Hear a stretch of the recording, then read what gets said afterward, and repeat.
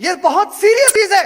آج اسلام پہ جوکس بنائے جاتے ہیں, جنت اور جہنم کے بارے میں جوکس ہیں, فرشتوں پر جوکس کیے جاتے ہیں.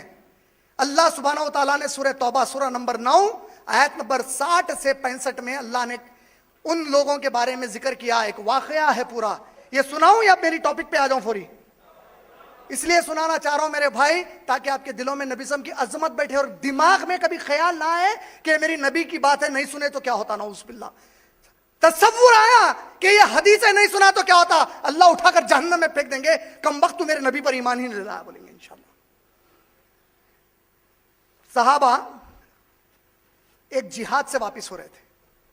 راستے میں دو صحابہ نے وقت گزارنے کے لیے ایک دوسرے سے گفتگو شروع کی. تو اس میں کہ ایک صحابی نے کہا, ارے بھائی وہ محمد صلی اللہ علیہ وسلم کے ساتھ ایک خیرات پڑھتے تھے, کو خاری, کیا پیٹلے ہیں انہوں. بولے کیا بولے, کیا بولے, کس کو بولے؟ محمد صلی اللہ علیہ وسلم کے ساتھ قرآن کی.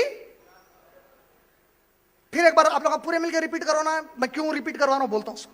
کس کو بولے انہوں؟ نہیں, ان کا عمل کیا تھا, وہ صحابی کا کیا کرتے تھے.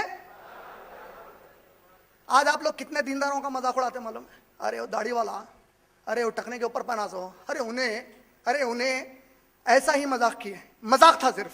اب دیکھیے آیتیں کیا آئی, دونوں میں یہ گفتگو ہوئی. تو دوسرے صحابی نے کہا کہ اللہ کی قسم ہے, جب میں محمد صلی اللہ علیہ وسلم کے پاس واپس ہوں گا تو کہوں گا کہ اللہ کے نبی, آپ کے ساتھی کا اس نے مذاق اڑایا پیچھے. یہ فوری کہتے ہیں کہ نہیں میں تو یوں ہی مذاق کر رہا تھا, میں دل سے ارادہ نہیں کیا تھا. وہ بولے کہ نہیں, میں تو اللہ کے نبی صلی اللہ علیہ وسلم سے ضرور تیری شکایت کروں گا. یہ اللہ کے نبی صلی اللہ علیہ وسلم کے پاس جب پورا قافلہ پہنچا تو اللہ کے نبی صلی اللہ علیہ وسلم اپنے گھوڑے پر سوار ہو کر کہیں نکل رہے تھے. یہ جس نے مذاق اڑایا اس نے سوچا کہ چلو پہلے میں جا کر شکایت کر دیتا ہوں, میں خود سنا دیتا ہوں واقعہ, تاکہ یہ جتاؤں کہ دیکھیے میں تو سادگی سے سنا رہا ہوں.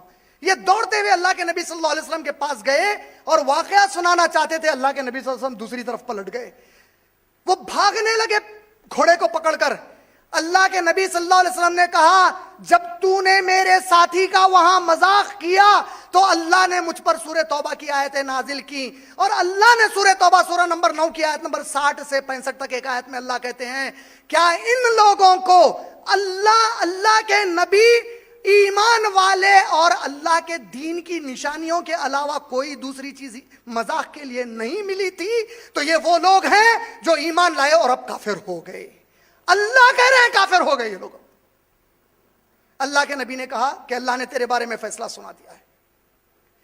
اللہ کی پناہ مانگیے کہ دین کی کسی بات پر مذاق کریں, دین والے کی کسی بات پر مذاق کریں. اللہ کی پناہ مانگیے اس بات کے لیے, کیونکہ آپ اپنے آپ کو شاید سمجھتے ہوں گے میں MBA ہوں, میں بڑا اسمارٹ ہوں, میں کمپنی کا CEO ہوں. اللہ کی نظر میں عزت 2 کوڑی کے اس MBA کی نہیں ہے, اس کی ہے جو اللہ سے ڈرتا ہے اور نبی کی اطاعت کرتا ہے, چاہے وہ بھیک مانگنے والا فقیر کیوں نہ ہو. اب وہ عزت کمانے والے بنیے اور کبھی دین کا مذاق مت کریے.